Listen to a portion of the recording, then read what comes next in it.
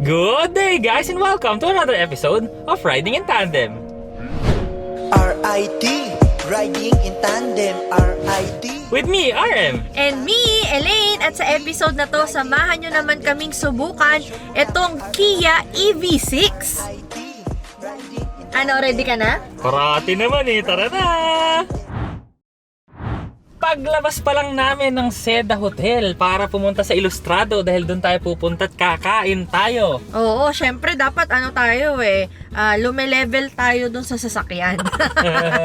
Galing sa Seda, kakain sa Ilustrado.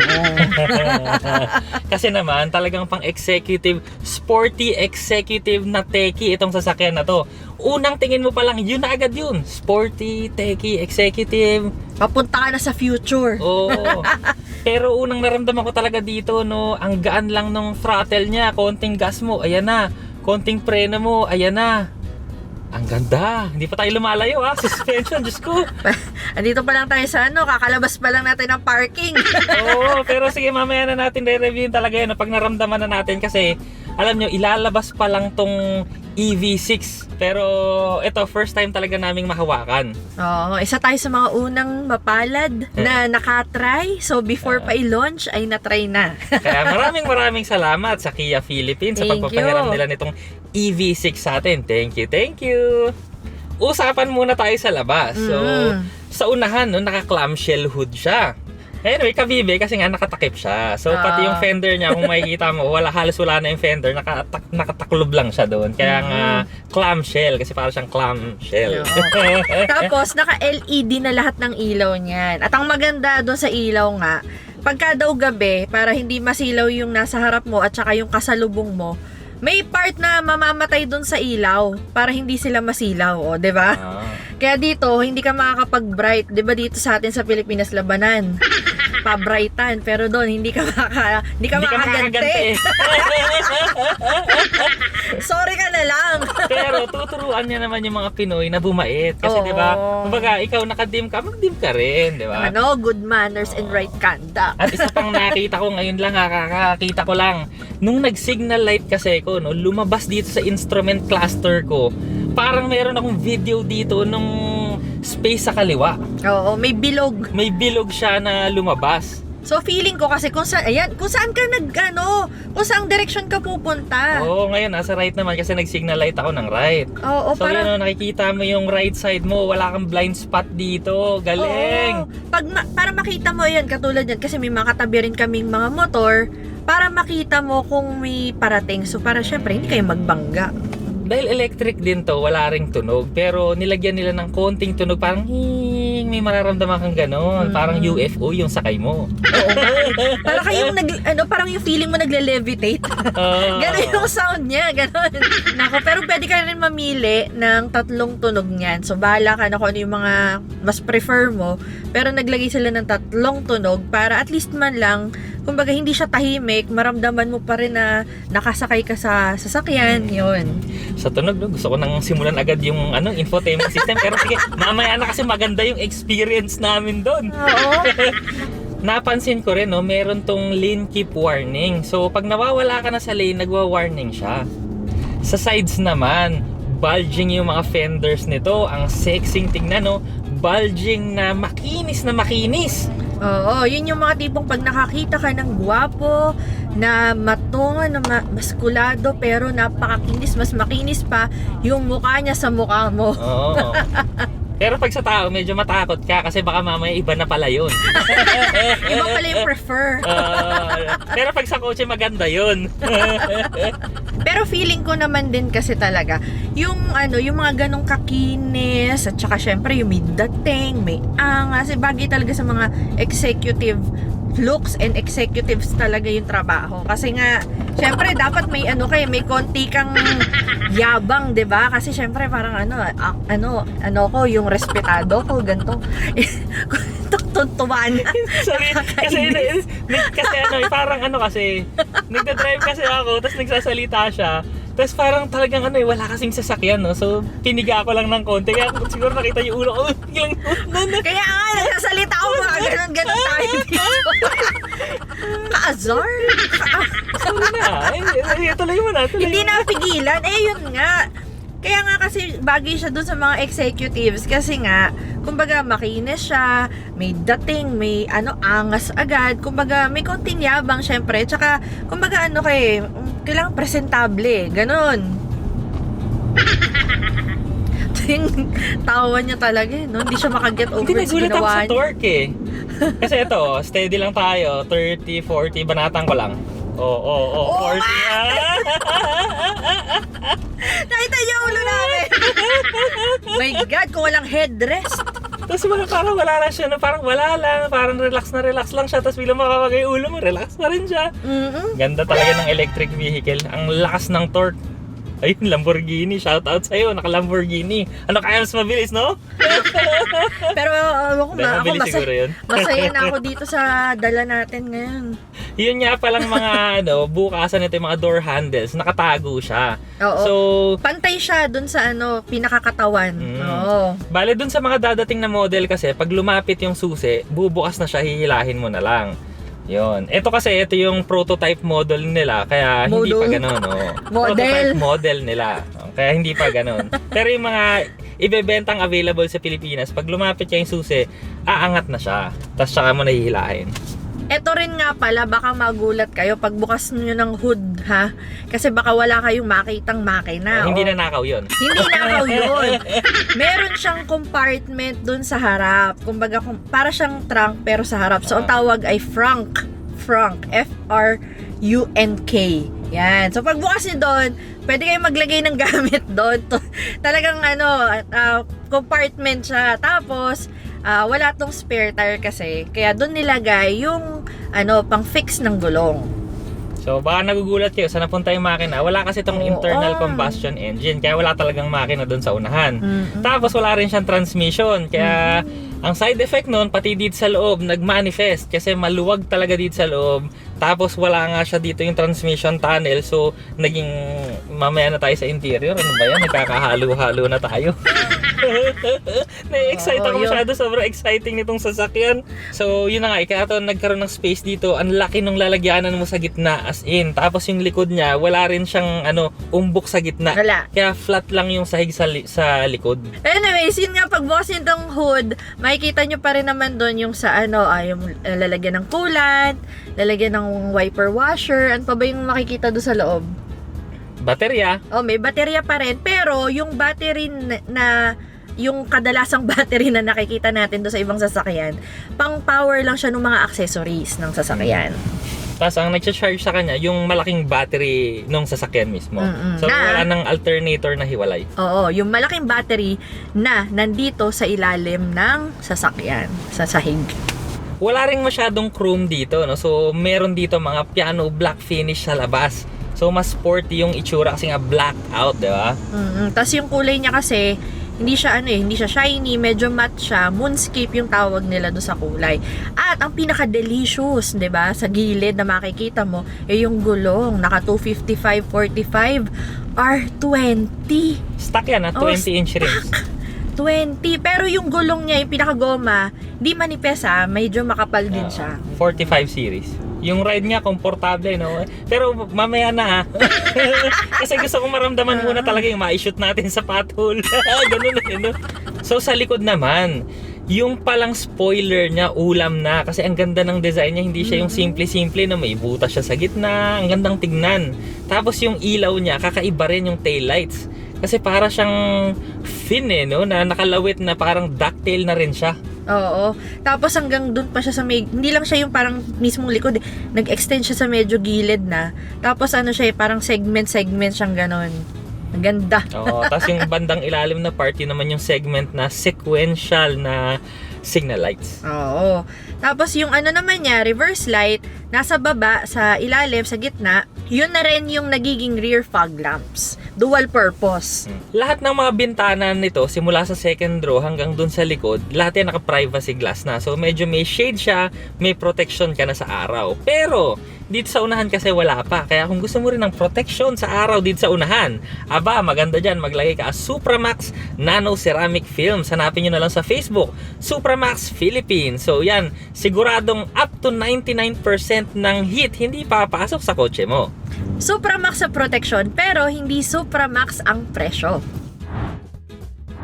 Ang tailgate naman nito, automatic na nagbubukas. So pagbukas mo, ang laki talaga ng space. As in, kahit pang camping nyo, kakasya dun sa likod. Pwedeng humiga. Oo, pwede kang humiga. Ang laki.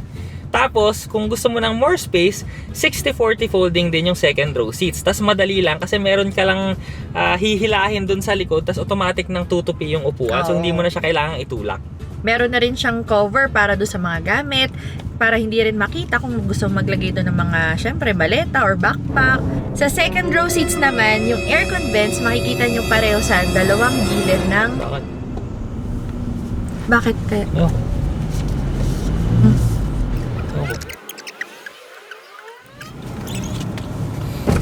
Sir, good morning. Morning!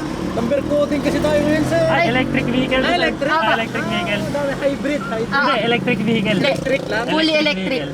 Hindi yung gaya ng mga iba hybrid. Hindi. Sige, sir, ingat po. Ingat, Okay. ingat. Thank you po! Oh, napaka-responsabling mga tayo, traffic So, enforcer. ayan ha. Kinabahan ako. Akala ko may violation ako. Oo, kaya nga sabi ko nga, ang bagal na nga lang ng takbo namin Hindi pa kami sumusobra sa linya. Oo, green na green. Anong ginawa kong violation? Kala ko, kutungan tayo. Buti na nasa camera, no? Coding tayo, hindi. Wala tayong coding. Kasi Grabe ka kay electric sir. vehicle to. Kala mo lang Kinabahan yun. ako. Tamang hinala ka lang. Siyempre, nervous ako. Bakit? Baka bago tayo makarating sa Ilustrado, ilang para na yung nagawa. Yun lang, no?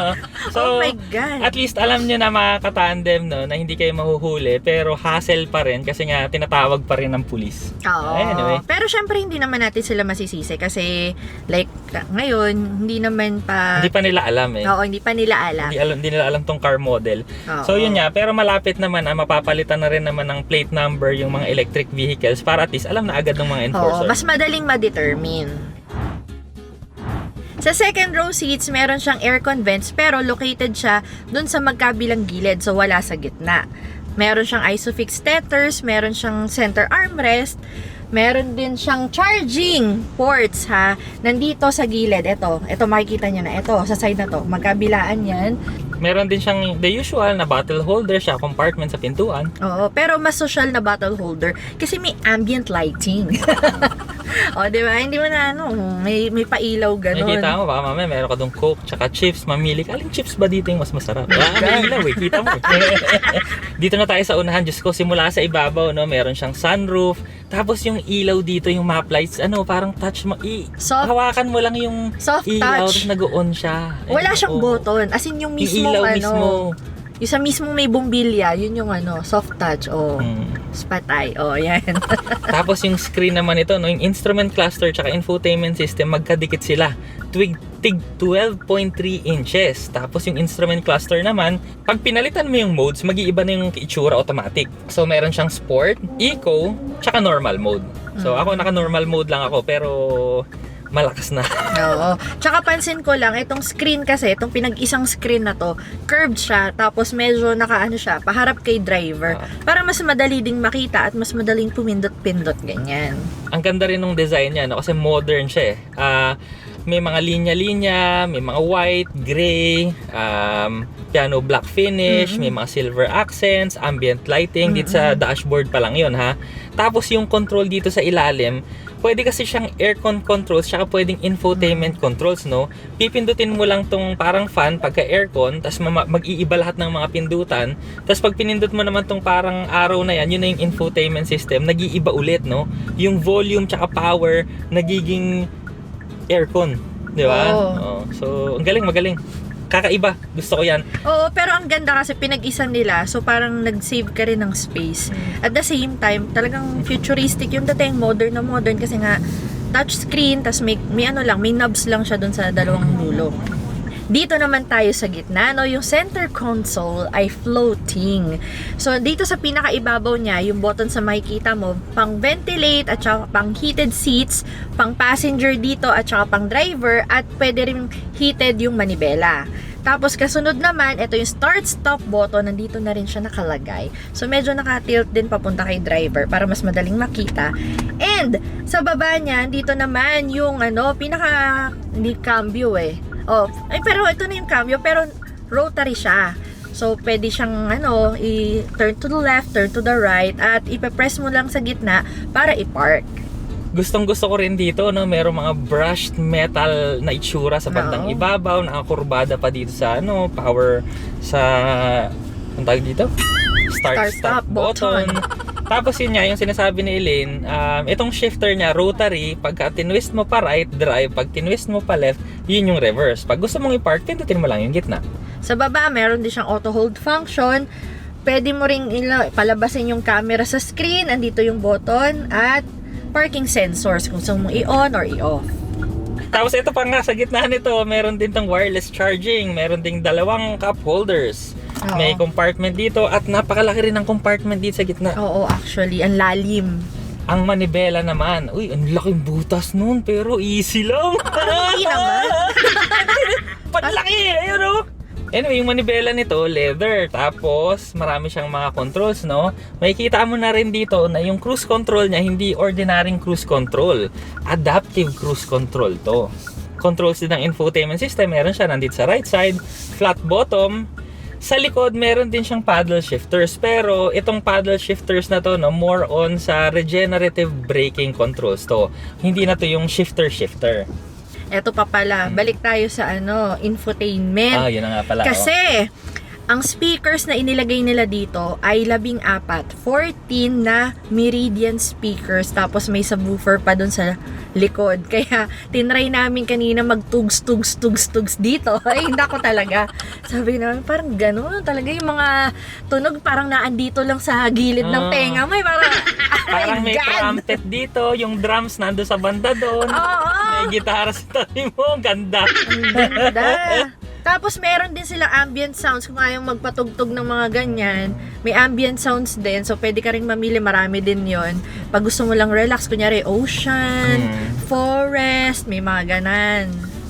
Isa pang nagustuhan ko dyan, no? Kasi yung speaker kasi, yung iba kasi, di ba, pagka yung malakas, maganda pa yung tunog niya. Pero ito kasi, talagang sinagad namin yung lakas, pero hindi sumasabog yung tunog. Buo pa rin kahit ang lakas. Pwede kang mag-party kahit sa labas ng kotse. Bukas mo lang yung Bukas pinto. yung bintana, pwede ka doon mag-party. Oh my gosh. Play mo na yung ting-ting-tong mo dyan. Ting-ting-tong, ting-ting-tang. Ting-ting-tang.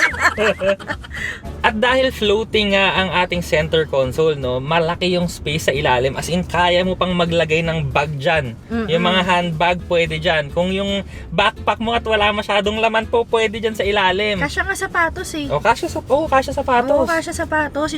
Tapos may power supply, dalawa yung Type-C, tsaka may isang Type-A na USB. 360 ang camera, kita mo lahat. Yun nga. Inon ko yung, may button kasi dito para sa camera, no. Kung kagaya kasi ako, pagka kasi hindi akin yung kotse, tas kagaya nitong bagong gamit ko, gusto ko kasi nakikita rin yung gutter. So ito, pag on mo, so makikita mo yung gutter dito, para at least hindi ka nag-aalangan, na hindi ka talaga sasabit kasi makikita mo. So yan, may motor pang dumaan, no? So ito yung gutter, may space pa tayo sa gutter.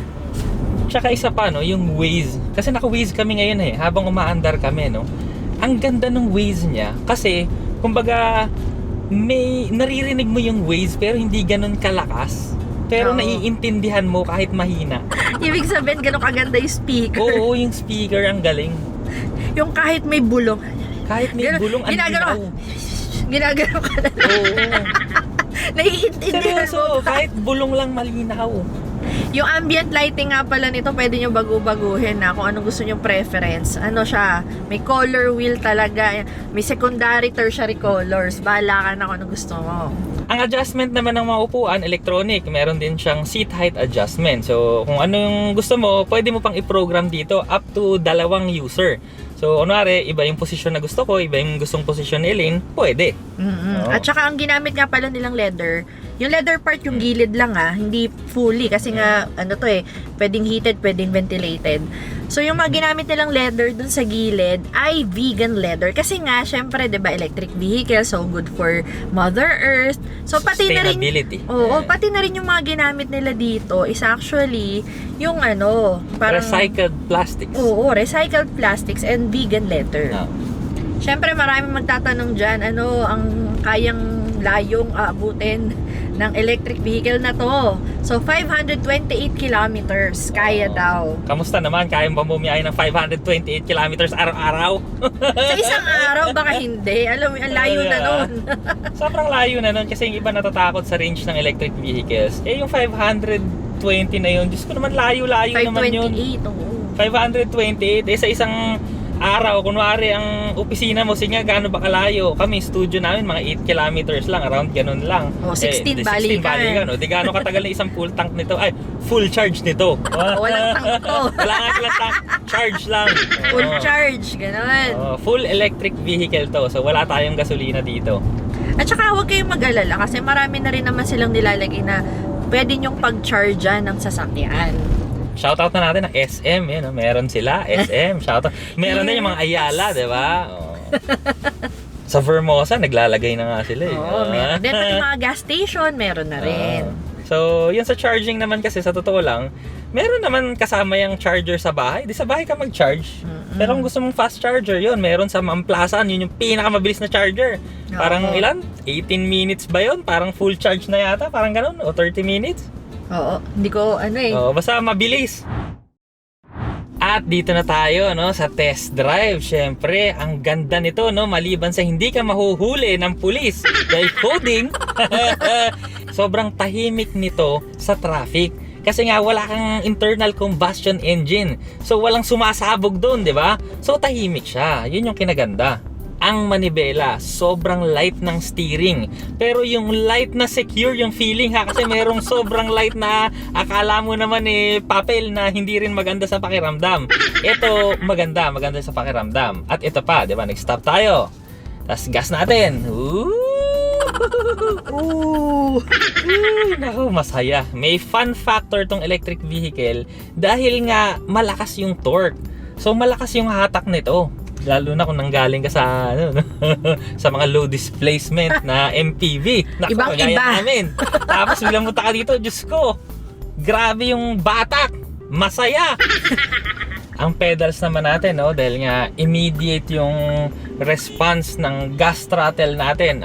Accelerator pala, kasi nga pala wala tayong gas. At saka yung brake niya, yung brake feel, malakas din.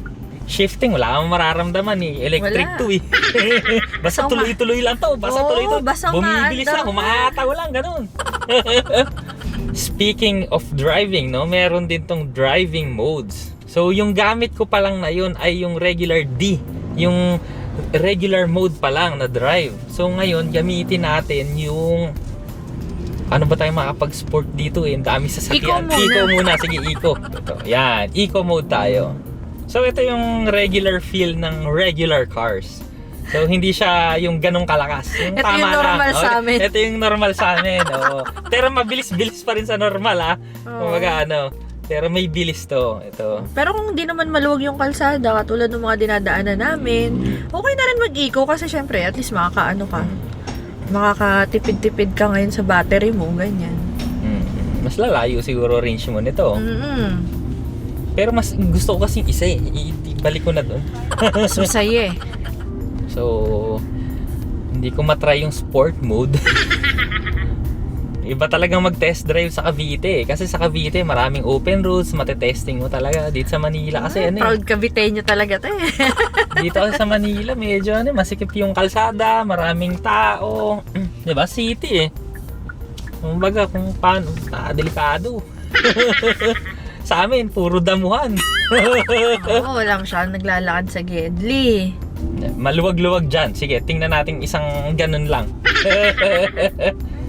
Ayan, sport mode.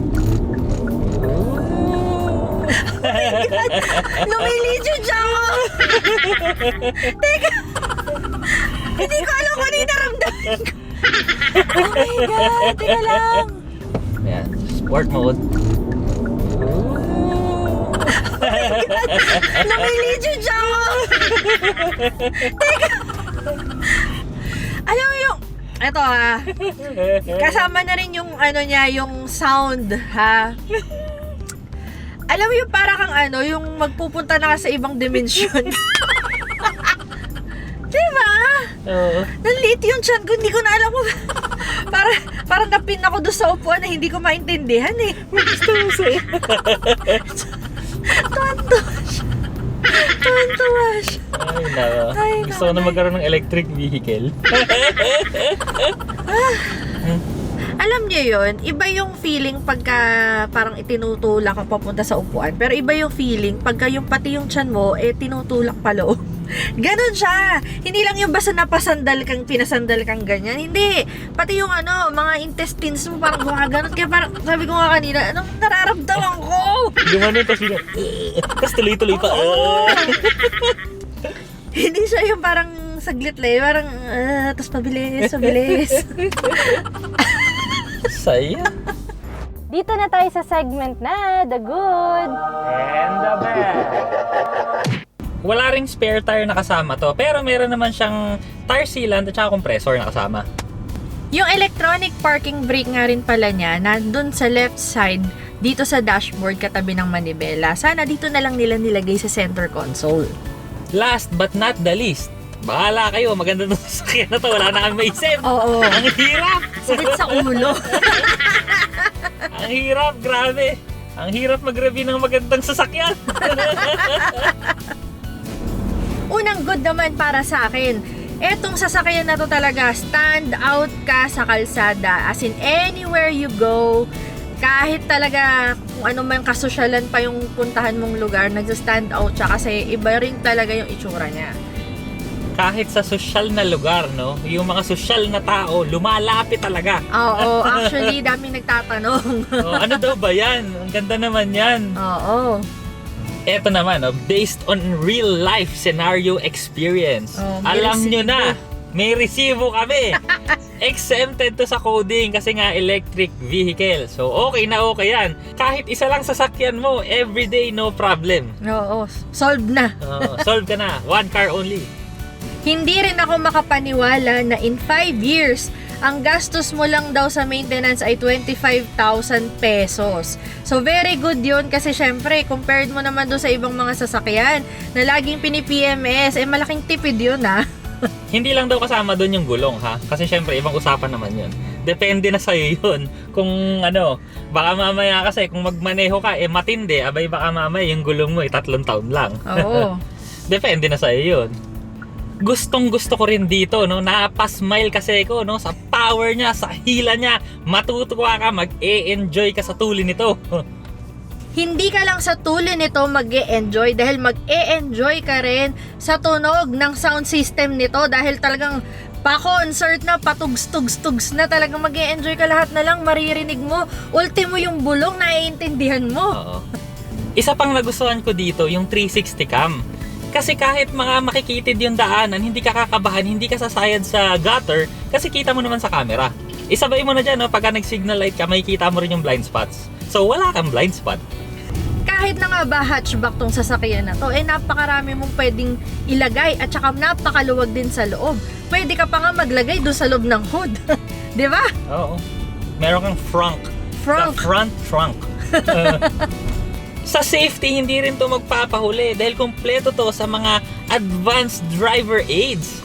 So, andyan kasama na rin yung adaptive cruise control, lane keep assist, cross traffic alert. So, maraming laman to for safety.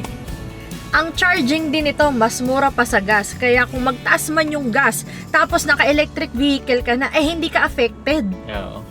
Mag 100 pesos per liter ka. Akong pake. Kahit 200 pa yan. Pero baka pag 200 na yung gasolina, baka mahal na rin yung kuryente. Huwag naman. Ayos din tong Kia, no? Kasi hindi lang sila, yung gawa ng kotse, technology, kung ano-ano, no? Pati yung mga ginagamit nilang mga materyales, gumagamit sila ng mga recyclable materials. Yung mga pet na plastic na yan, ginamit yan dito, recycled. Pati yung mga leather nito, vegan leather. So, maganda talaga kasi sustainable na, eco-friendly pa. Ang verdict ko naman dito, kung ikaw yung tao na gusto mong maging trendsetter at gusto mo talagang mag-stand out ka sa kalsada, but at the same time, gusto mo maging responsible human being dito sa earth dahil sustainable at eco-friendly yung sasakyan mo, magandang sasakyan na to para sa'yo. Para sa akin naman, kung meron kang means sa pangbili nito, napakagandang daily driver nito. Super comfortable, may power, pero hindi ka matatakot sa lakas ng gasolina dahil nga electric. Nakakatuwa talaga siya, komportable. So ang masasabi ko lang, kung kaya mo, why not? Maraming salamat sa panonood! Sana nag-enjoy po kayo at may natutunan kayo sa video namin. Next video na! RIT, riding in tandem. RIT, riding in tandem. RIT, riding in tandem. Siksik na impormasyon mula kay RM at Elaine. RIT,